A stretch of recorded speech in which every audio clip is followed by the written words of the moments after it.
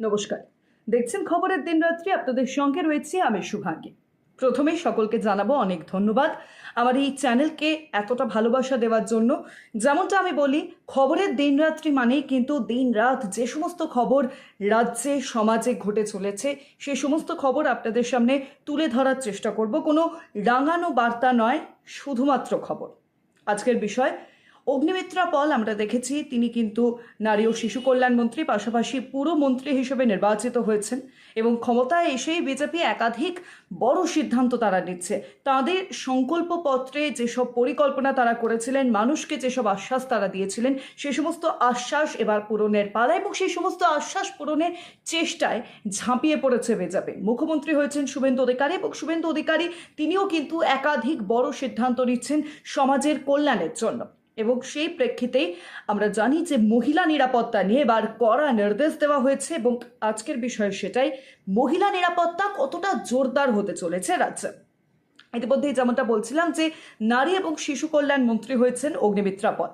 অগ্নিমিত্রা পল তিনি ক্ষমতায় এসেই তিনি নারী শিশু কল্যাণ মন্ত্রী হওয়ার পর তিনি কিন্তু স্পষ্টত জানিয়ে দিয়েছেন যে মহিলাদের নিরাপত্তা এবার সুনিশ্চিত করতে হবে। আমরা দেখেছি যে বিজেপি লোকসভা নির্বাচনের সময় সন্দেশখালির ঘটনা ঘটে এবং সেই সন্দেশখালির সময়ও তারা একেবারে ঝেপে পড়েছিলেন সমস্ত বিষয় উন্মোচন করার জন্য।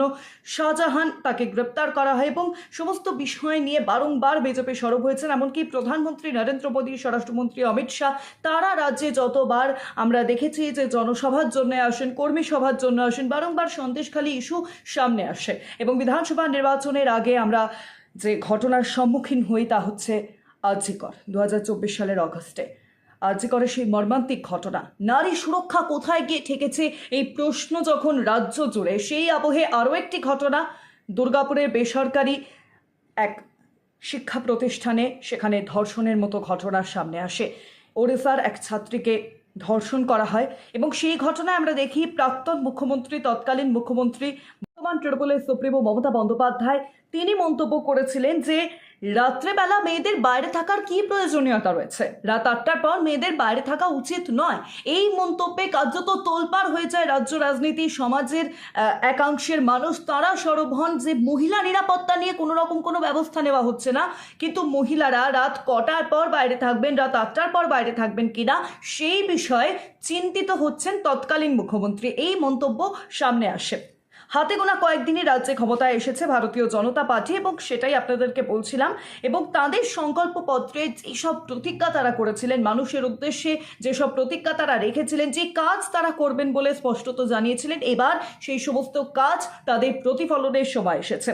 আমরা দেখেছি যে অগ্নিমিত্রা পল তিনি ইতিমধ্যেই যেমনটা জানাচ্ছিলাম যে নারী এবং শিশু কল্যাণ, পাশাপাশি তিনি পুরমন্ত্রী হয়েছেন এবং নারী শিশু কল্যাণ মন্ত্রী হওয়ার পরে অগ্নিমিত্রা পল তার ফেসবুকে একটি পোস্ট করেন যেখানে স্পষ্টত লেখা রয়েছে, মেয়েরা যখন ইচ্ছে রাস্তায় বেরোবে, যতক্ষণ খুশি ঘুরবে, যেমন ইচ্ছে পোশাক পরবে, তাদের সুরক্ষা এবং নিরাপত্তা দায়িত্বের রাজ্য সরকার। ইতিমধ্যেই এই পোস্ট ভাইরাল হয়ে গিয়েছে, সকলের মুখে মুখে এই পোস্ট নিয়ে আলোচনা হচ্ছে।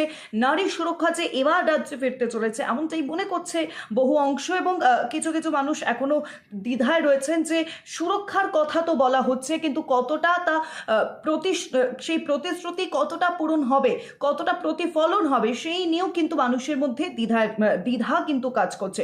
সেই আবহেই আমরা দেখেছি যে মন্ত্রী অগ্নিমিত্রা পল তিনি আরও একটি ভিডিও পোস্ট করেন এবং সেই পোস্টের মাধ্যমে তিনি কিন্তু জানিয়ে দিয়েছেন যে এতদিন পর্যন্ত ওমেন হেল্পলাইন নাম্বার ছিল না এবং বারংবার তারা প্রাক্তন রাজ্য সরকার অর্থাৎ টিএমসি সরকারকে অনুরোধ করেছে, তৃণমূল কংগ্রেসের সরকারকে অনুরোধ করেছে যে মহিলা নিরাপত্তা কোথায় ঠেকছে, মহিলাদের নিরাপত্তার জন্য একটা মহিলা নিরাপত্তা নম্বরের ব্যবস্থা করা হোক, কিন্তু কোনোভাবেই সেই বিষয়ে তৎপরতা দেখা যায়নি। তাই এবার বিজেপি সরকার ক্ষমতায় আসার পর তিনি নারী এবং শিশু কল্যাণ মন্ত্রিত্ব পাওয়ার পর, দপ্তরের মন্ত্রী হওয়ার পর তিনি কিন্তু এবার সুনিশ্চিত করছেন যে মহিলাদের জন্য এবার একটি হেল্পলাইন নম্বর খুব শীঘ্রই চালু করা হবে এবং সেই নম্বরের বিষয়ে তিনি জানিয়েও দিয়েছেন 181 ওমেন হেল্পলাইন নম্বর চালু হতে চলেছে খুব শীঘ্রই, এমনটাই কিন্তু জানিয়ে দিয়েছেন মন্ত্রী অগ্নিমিত্রা পল।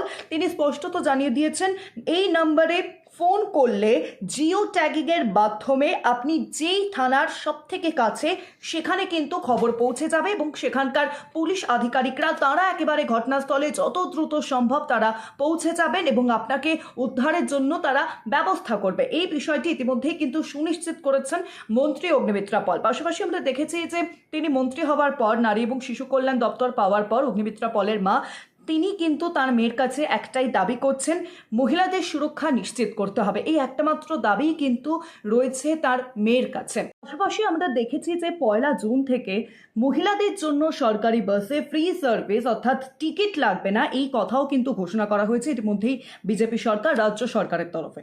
তবে সেখানেই একাধিক প্রশ্ন উঠছে। সমাজের একাংশ প্রশ্ন করছে, তাহলে প্রগতিশীল যে সমাজ, সেই সমাজের মানে কি? মহিলাদেরকে এতই যদি সুরক্ষা দেওয়া হয় এবং মহিলাদের নিরাপত্তা নিয়ে এতই চিন্তা করা হলে সেখানে এই বিষয়গুলি কেন উঠছে? প্রগতিশীল সমাজ তার মানে কি এটাই? এই প্রশ্নও কিন্তু ইতিমধ্যেই উঠছে।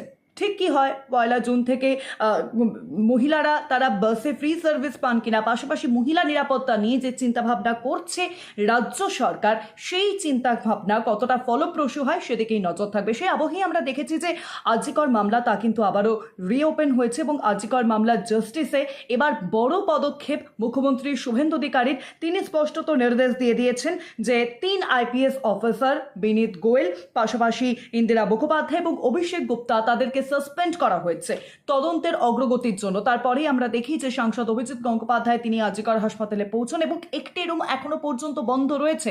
সিবিআই যেখানে এই তদন্তভাগ চালাচ্ছে, সেই আবহেই আমরা দেখেছি যে সিআইডির তরফে প্রথম যাকে অভিযুক্ত হিসেবে চিহ্নিত করা হয়েছিল সঞ্জয় রায়, তাকেই কিন্তু সিবিআই চিহ্নিত করে এবং সেই আবহেই অভিজিৎ গঙ্গোপাধ্যায় তিনি কিন্তু আমরা দেখেছি গতকাল অর্থাৎ শনিবার তিনি কিন্তু পৌঁছে যান একেবারে আরজিকর হাসপাতালে। সেখানে এখনো পর্যন্ত একটি রুম বন্ধ রাখা হয়েছে, এই বিষয়ে তিনি সরব হয়েছেন।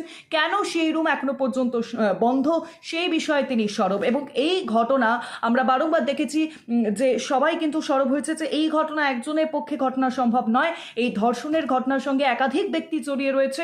আমরা দেখেছি এই বিষয়টি যখন সামনে এসেছে এবং ঘটনার পুনরাবৃত্তি তদন্তের জন্য এবার 3 IPS অফিসারকে সাসপেন্ডের কথাও জানানো হয়েছে। অর্থাৎ মহিলা নিরাপত্তা নিয়ে যে এবার রাজ্য সরকার অনেকটাই চিন্তিত, রাজ্য সরকার তারা কিন্তু একাধিক সিদ্ধান্ত নিতে চাইছে, সেই বিষয়টি আরো বেশি স্পষ্ট হচ্ছে। কি পরিস্থিতি তৈরি হয়, কতটা মহিলা নিরাপত্তা বাড়ে সমাজে, সেদিকেই আমাদের নজর থাকবে।